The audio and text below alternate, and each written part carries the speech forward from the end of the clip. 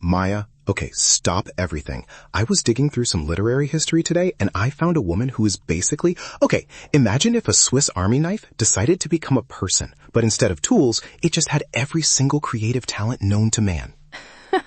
That is a very specific image, Leo. Who are we talking about? Jessie Lee Kercheval. And listen to this. This is the hook that got me. She wrote this famous one-page story called Carpathia. You know the Carpathia? The ship that rescued the Titanic survivors? Exactly. But she didn't write about the sinking. She wrote a story about a married couple already on the Carpathia when the rescue happened. It's like looking at the biggest tragedy of the century through the porthole of a different ship. It's widely anthologized because it's just this perfect, tiny, emotional lightning bolt. Wow, that's such a unique lens. It's like looking at the reflection of a fire instead of the flames themselves. Yes, exactly. And that's just her short stories. This woman is a poet, a novelist, a memoirist, a translator, and get this, a graphic artist. She's like a creative shark. If she stops moving into a new genre, she'll, I don't know, lose her spark? But she hasn't. She's been publishing since the 80s. That is a lot of hats to wear. Where does someone like that even come from? What's the origin story? It's so cool. She was born in Fontainebleau, France, but she grew up in Cocoa, Florida. Wait, Cocoa? Like right next to Cape Canaveral? Exactly. She actually wrote a memoir called Space about growing up there during the space race. It won an Alex Award. Imagine being a kid and your backyard is basically the launching pad for humanity's greatest adventure.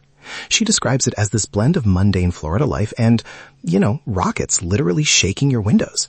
It's like living in a sci-fi novel while you're eating your cereal. Wow, I can almost feel the heat from the engines. It makes sense that she'd have that boundless horizon energy if she grew up watching things leave the planet. Right? And she spent most of her career as a professor at the University of Wisconsin-Madison. She basically built their MFA program. But here's where it gets wild, and this is the part that blew my mind. She doesn't just stay in her lane.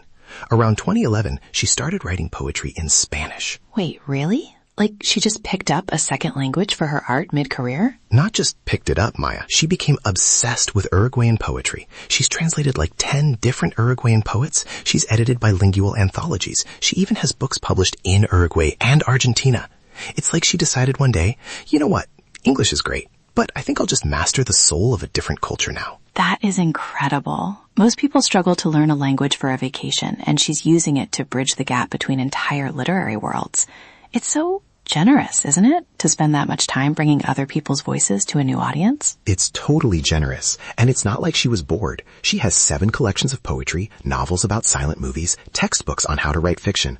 Honestly, Maya, if we were AI robots, our circuits would probably fry just trying to process her bibliography. Speak for yourself, Leo. I think my processors are holding up just fine, though I might need a quick reboot after hearing all this. It's actually really inspiring. It makes the world feel, I don't know, bigger? It really does. And wait, there's a silver lining moment here. You know the pandemic, 2020? Most of us were just, baking sourdough or staring at the wall. Or doom scrolling. I definitely did some of that. Right. Well, Jessie was sitting at her computer reading the bad news, and she thought, I need to do something that isn't this. So she started drawing.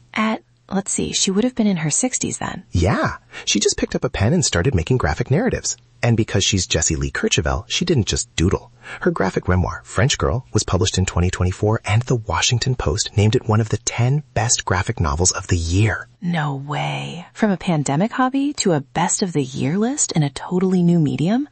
That is the ultimate it's never too late story. It's like she has this infinite well of what if. What if I wrote a novel? What if I learned Spanish? What if I drew my life? It's basically a masterclass in staying curious. It really is. It's a lovely reminder that we aren't just one thing. We're allowed to keep evolving. Exactly. Stories like this are exactly why I love our little chats. If you're listening and you want to keep exploring these kinds of rabbit holes with us, you should definitely join the loop. Come back tomorrow and get your daily curiosity fix. We'd love to have you. Yeah, stay with us. We have so much more to dig into. But back to Jessie. She's emeritus now, but she's still putting out work. Her latest poetry book, I Want to Tell You, just came out in 2023. She's a force of nature, Maya. A very literary, very artistic force of nature. I love that. A sanctuary of creativity.